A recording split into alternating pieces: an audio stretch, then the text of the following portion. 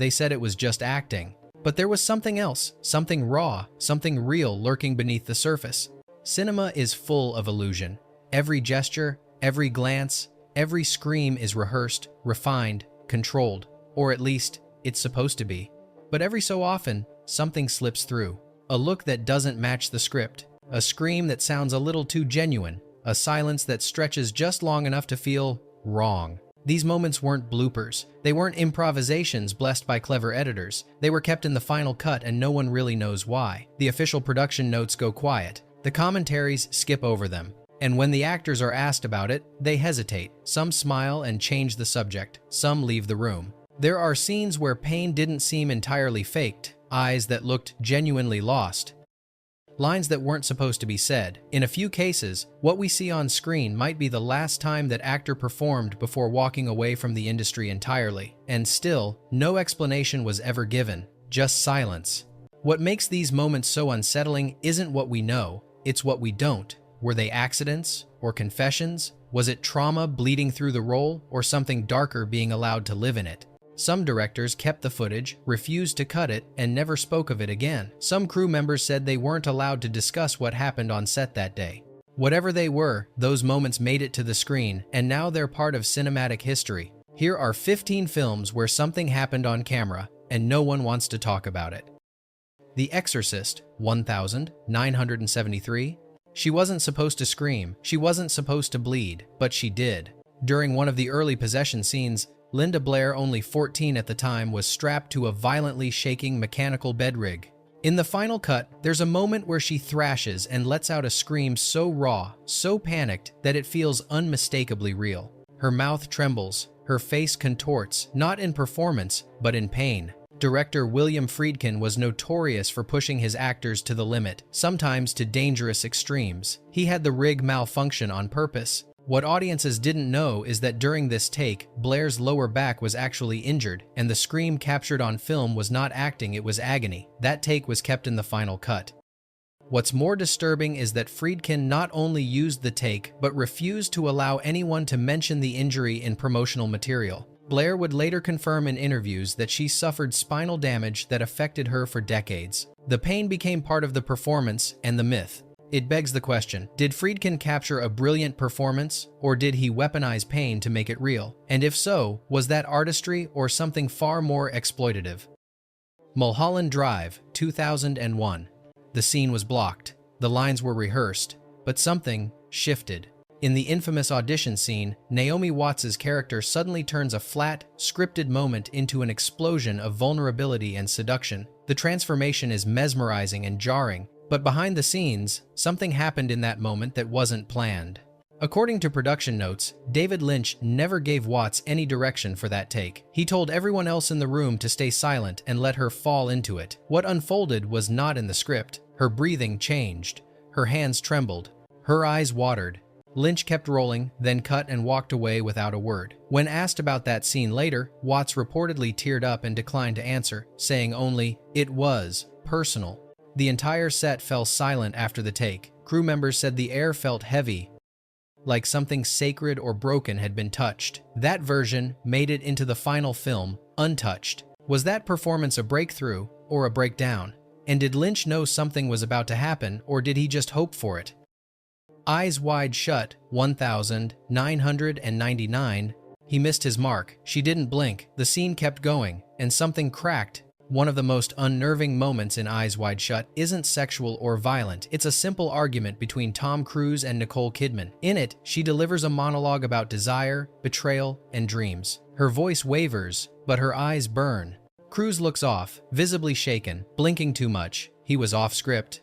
What wasn't known at the time was that Kubrick had told Kidman to change the timing of her line delivery, but not to tell Cruise. She was instructed to channel real anger. Cruise thought they were doing a routine take. What unfolded was raw and deeply uncomfortable. This was during a time when Cruise and Kidman's real-life marriage was fracturing. The scene may have been the moment that pushed them over the edge. Months after filming ended, they divorced.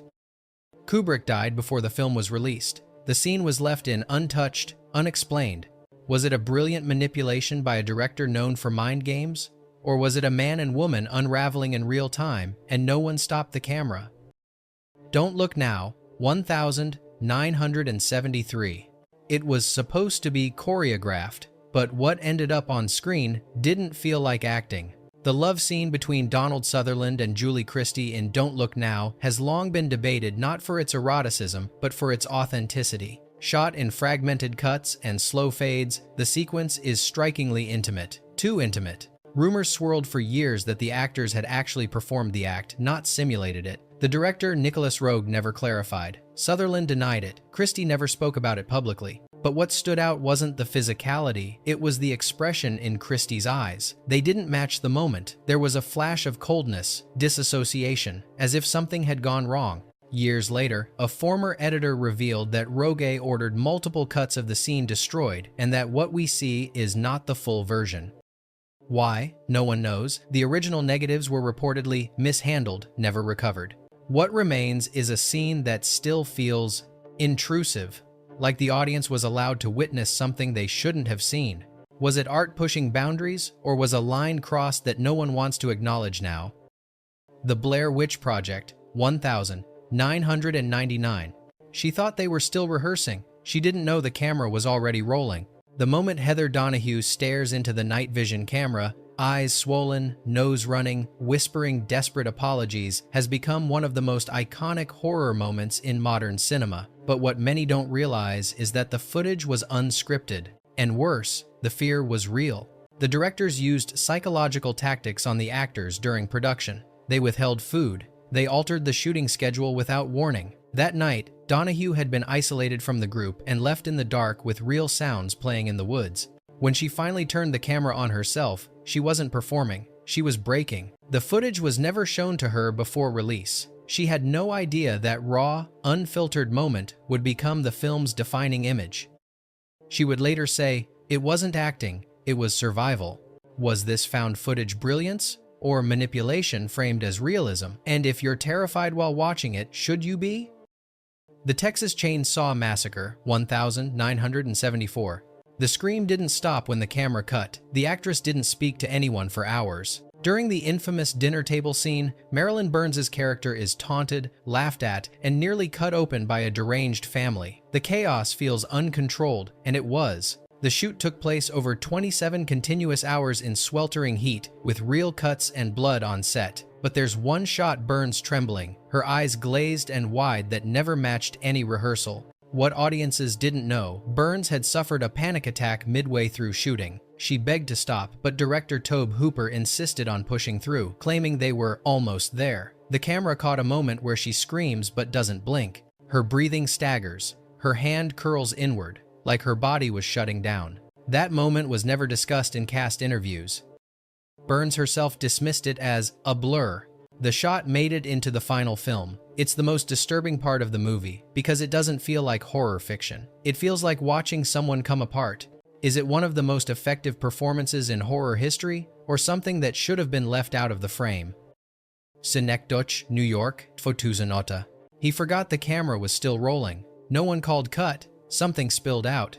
In one scene, Philip Seymour Hoffman's character quietly breaks down as he reads a letter. It's a moment of stillness, his eyes unfocus, his breathing stutters. It feels uncomfortably personal, and that's because it was. According to crew accounts, the scene had originally been blocked with minimal emotion, but Hoffman, exhausted after a long day and still grieving the loss of a friend, sat down and began reading the letter aloud off script. The camera kept rolling. Director Charlie Kaufman didn't stop him. The tear that falls from his cheek in the take, unplanned. The way he clutches the paper like it's slipping from reality, completely improvised. Kaufman used the entire take without edits. Hoffman never asked for it to be removed. What haunts viewers isn't the grief of the character, but the possibility that they were watching real pain, captured in cinematic stillness. Was it brilliance born of vulnerability, or a glimpse into something Hoffman never intended to share?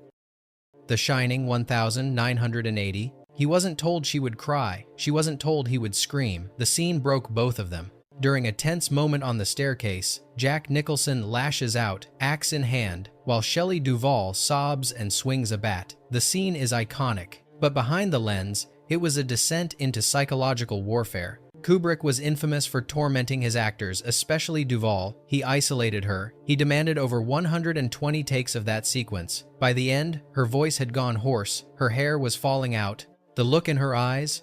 Not fear of a fictional husband, but of being pushed beyond the edge. What few know is that Nicholson began to improvise mid-scene, screaming lines that weren't in the script. Duvall had no warning. Her reaction, the shrill wailing, the retreating body is painfully real. That take was used. Kubrick called it perfect. Maybe 7.25/7. Duvall would later say she felt like a prisoner on set. Her performance was lauded, but she paid for it with her mental health. Was it a masterpiece of method acting or a breakdown filmed for profit? Black Swan. Dua tysiące dziesięć. She fell out of character, but no one noticed because it fit too well. There's a moment in Black Swan where Natalie Portman stares into a mirror and whispers, "I'm not her." It wasn't in the script. The line was improvised, but the tone, the confusion, the panic, the genuine fear caught everyone off guard. Aronofsky, known for chasing authenticity, had reportedly kept Portman isolated for days. She was placed under extreme physical training. Her diet was controlled. The environment was tense, tightly wound. That night, during a late shoot, she was told to walk to the mirror and find the fracture. No more direction was given. The result, Portman spoke to her reflection and visibly broke for a few seconds. Her face twitches, her eyes beg for grounding. Then she regains control. The crew didn't know whether to cut. Aronofsky waved to keep rolling. When Portman saw the take, she reportedly said, "I don't remember saying that." Was it a brilliant slip into character, or the moment she truly lost herself in it? Requiem for a Dream, 200 mil. She wasn't supposed to be crying. She wasn't even in character, but the camera never stopped. There's a harrowing moment in Requiem for a Dream where Ellen Burstyn's character, alone in her apartment, talks about being seen, being loved, being wanted. Her voice shakes, her eyes well up. She reaches for something that's not there. That wasn't in the script. Director Darren Aronofsky had given Burstyn vague instructions that day. Talk to someone who's no longer here. He left the rest open. What emerged was a monologue drenched in pain, half fiction, half memory. Crew members later claimed that Burstyn had recently lost someone close to her, and the line between the scene and reality blurred. She kept going even after Aronofsky whispered, "Cut." She didn't hear him. That version was what made it to the film. One long, unbroken shot of grief made cinematic. Burstyn never discussed that scene in depth. She once said only, "I don't think I was acting, I was remembering." Was it one of the most powerful performances in cinema, or a moment that should have stayed private? Antichrist, 2009. He didn't flinch because he didn't know what she was going to do, neither did she. Lars von Trier's Antichrist is infamous for its extremity, but one scene stands apart, not for what happens, but for how unhinged it felt. Charlotte Gainsbourg's character shifts from despair to fury within seconds, launching into a tirade while Willem Dafoe stands frozen. According to crew accounts, von Trier gave Gainsbourg permission to go off-script for one take. She wasn't told how long the camera would roll or how Dafoe would respond. The result? She hit him hard. Dafoe didn't expect it. His reaction, wide-eyed, stunned, is real. He doesn't break character because he doesn't know if it is acting anymore. Von Trier kept the take. He called it divine chaos. No one discussed it again. The film moved on, but Dafoe would later say in an interview, "That wasn't a performance, that was survival instinct." Is that what true emotion looks like on film, or just two people trying not to drown on set? Manchester by the Sea, 2016. The scene was simple, the aftermath wasn't. In a quiet confrontation between Casey Affleck and Michelle Williams, two ex-lovers revisit a shared trauma. The lines were minimal, the blocking was basic, but the emotion, aching, raw, explosive, was not rehearsed. Midway through the take, Williams begins to cry uncontrollably, not the clean, Hollywood sob. Her voice cracks, her mouth stutters. She touches Affleck's chest, like she's trying to stop herself from collapsing. What the script didn't say. That particular take was shot after a 30-minute pause in which both actors were asked to sit in complete silence and remember the worst decision they've ever made. Director Kenneth Lonergan said nothing, just rolled camera when they stood up. The result? A moment that felt too real to be fiction. Williams later said she didn't remember parts of that scene. Affleck didn't do press for it. The moment stands as one of the most heartbreakingly authentic scenes in modern drama. Was it award-worthy vulnerability, or a real wound being opened for an audience that had no idea? Possession 1981. She wasn't acting, she was spiraling, and the director let it happen. The infamous tunnel scene where Isabelle Adjani convulses, screams, and collapses into hysterics remains one of the most disturbing scenes in horror history. Blood, milk, and some unidentifiable fluid spill from her body. Her face twists in rage, in agony almost in zizur. But this wasn't choreography. According to Adjani, director Andrzej Żuławski told her, "I want you to lose control, I don't care how." What followed was one unbroken, 10-minute shot of total emotional collapse. Crew members reportedly looked away during filming. One assistant director walked off set. The screams were so loud the police were called, yet Żuławski refused to cut. The version we see in the final film is raw, unflinching. Adjani later said it took her years to recover. She never did another role like it again. Was this a descent into madness for the sake of cinema, or an actress pushed to the brink for a frame of unforgettable pain? Hereditary, 2018. The sound wasn't in the script, the reaction wasn't rehearsed, but no one stopped the camera. There's a scream that breaks through Hereditary like a razor. Toni Collette, discovering her daughter's death. She lets out a noise so primal, it silences everything else. It's not a wail, it's something deeper, something almost animalistic. What few know is that Ari Aster told Collette to react however her body needed to, but didn't inform the rest of the cast. The actor playing her husband flinches, visibly disturbed. He didn't expect the sound. Neither did the boom operator, who almost dropped his mic. Collette collapsed after the take. Aster wouldn't let her do another. The take stayed. It didn't need repeating. It felt final, like something had broken in the room and inside her. Was that the price of authenticity? Or a scream from a place actors aren't meant to reach? Blue Valentine, 2010. They weren't following a script, they were living in the ashes of something real. In Blue Valentine, Ryan Gosling and Michelle Williams play a couple falling apart, but in one particularly painful scene, an argument in a cheap hotel room, nothing was rehearsed. Director Derek Cianfrance gave them a location, a camera, and told them to be real. The result is devastating. They yell, retreat, cry, beg. Gosling punches a wall. Williams pushes him away. Their words overlap, raw and incoherent. The camera struggles to follow. The tension wasn't just on screen. The actors had lived together for a month before shooting, mimicking real domestic life, even celebrating holidays together. When the argument came, it wasn't acting. It was everything that had built up between two people pretending to love and then unloving in real time. No second take was needed. The silence afterward said everything. Was it method acting taken to its limit, or the closest thing to a real breakup ever captured on film? 3 Men and a Baby 1987. There was someone else in the room, but no one remembers filming him. In one brief shot, as Ted Danson and his co-stars walk through an apartment hallway, a figure appears behind the curtain, a pale boy, standing perfectly still. The camera passes quickly, but viewers caught it, froze the frame, zoomed in. The problem? No such actor was scheduled for the day. No child was on set. According to the filmmakers, the figure was a cardboard cutout of Ted Danson in a tuxedo, mistakenly left in the background. But the shape doesn't match. The size is wrong.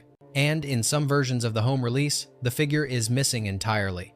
Urban legends erupted. Some claimed the ghost of a boy who died in the apartment was caught on film. Others said it was a publicity stunt. But those who worked on the movie gave conflicting answers. Some denied it ever happened.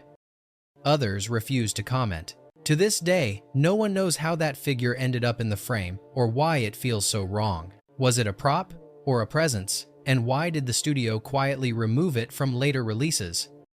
They were just scenes, just seconds, but they stayed etched into celluloid, buried in director's cuts, whispered about in interviews, and sometimes denied entirely. Maybe these moments made the films better. Maybe they made them unforgettable. Or maybe they were never meant to be seen at all. Pain mistaken for performance. Panic mistaken for method. Truth mistaken for brilliance. We like to believe the screen is safe, that everything has a reason, a line, a cue. But sometimes, what slips through isn't fiction. It's something else. Something unscripted. Something no one wants to talk about. Which of these moments unsettled you the most? And do you think they were accidents or confessions deliberately left in for us to witness? If you're still watching from the shadows, leave a comment. Let us know which moment you believe should never have made it to screen.